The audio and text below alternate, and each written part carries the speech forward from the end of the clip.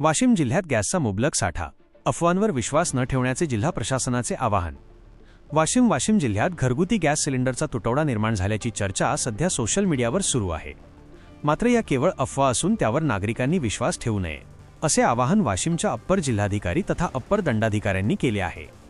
जिल्ह्यात गॅसचा पुरेसा आणि मुबलक साठा उपलब्ध आहे, त्यामुळे नागरिकांनी घाबरून न जाता किंवा साठेबाजी न करता संयम राखावा, असे प्रशासनाकडून स्पष्ट करण्यात आले आहे। अफवा पसरवणाऱ्यांवर प्रशासनाची नजर असून नागरिकांनी अधिकृत माहितीवरच विश्वास ठेवावा, असेही त्यांनी कळवले आहे।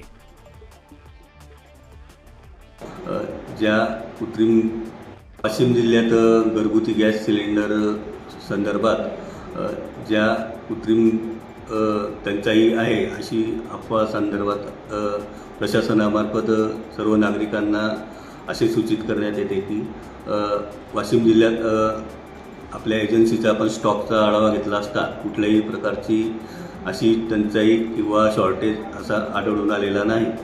तसेच आपण आपल्या जिल्ह्यात 6 तालुक्यात तहसीलदारांच्या अध्यक्षतेखाली भरारी पथकांची निर्मिती केलेली असून कुठे गॅस टंचाई असेल किंवा काही ब्लॅक मार्केटिंगच्या आपल्याला घटना असतील तर त्याबाबत सुद्धा भरारी पथक आपण तालुका स्तरावर तहसीलदारांच्या अध्यक्षतेखाली तयार केलेला आहे।